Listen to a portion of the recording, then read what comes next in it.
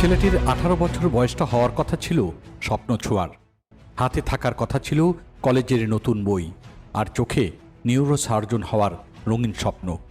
কিন্তু টেক্সাসের সেই তরুণ এখন বইয়ের বদলে হাতে তুলে নিয়েছেন দুটি চাকরির দায়িত্ব।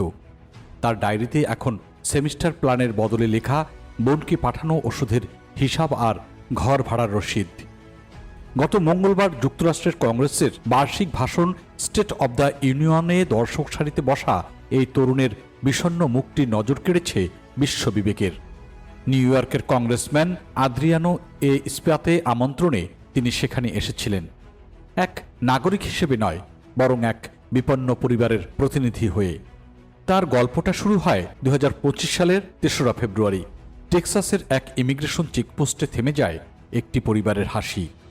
মাত্র 11 বছর বয়সী ছোট্ট বোনটি বিরল মস্তিষ্কের টিউমারে আক্রান্ত। 2024 সালে একবার অস্ত্রোপচার করে তাকে জমের দুয়ার থেকে ফিরিয়ে আনা হয়েছিল, কিন্তু ভাগ্যের নির্মম পরিহাসে নথিপত্র সংক্রান্ত জটিলতায় মেক্সিকান বংশোদ্ভূত বাবা মাকে মেক্সিকোতে ফেরত পাঠিয়ে দেয় মার্কিন অভিবাসন কর্তৃপক্ষ। তাই বাবা মায়ের সাথে চলে যেতে বাধ্য হয় 4 মার্কিন নাগরিক শিশুও।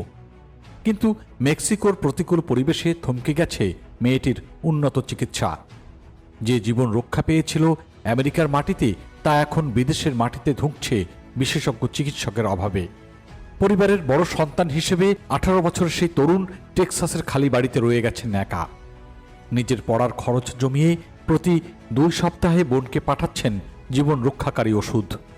তিনি বলেছেন, বাবা মা আর ভাই বোন ছাড়া এই ঘরটা এখন একটা কফিনের মতো নিস্তব্ধ, এখানে কোনো প্রাণ নেই।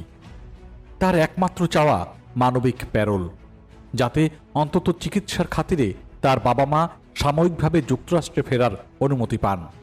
কংগ্রেসম্যান স্পাইয়ের মতে এটি কেবল অভিবাসন নীতি নয়, এটি একটি শিশুর বেঁচে থাকার লড়াই। এত ঝড়ের মধ্যেও ছেলেটি স্বপ্ন দেখে, সে নিউরোসার্জন হতে চায়। যে ডাক্তাররা তার বোনের প্রাণ বাঁচিয়েছিলেন, সেও হতে চায় তাদেরই একজন।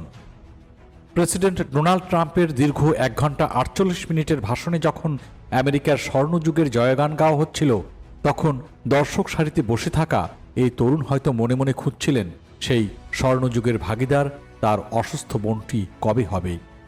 আইন আর মানবিকতার এই দ্বন্দ্বে শেষ পর্যন্ত জয় কার হবে তা সময়ই বলে দেবে। তবে এই 18 বছরের তরুণের লড়াই আমাদের মনে করিয়ে দেয়, সীমান্তের কাঁটাতারের পরিবারকে আলাদা করতে পারলেও ভালোবাসা আর জিতকে কখনোই আটকানো যায় না।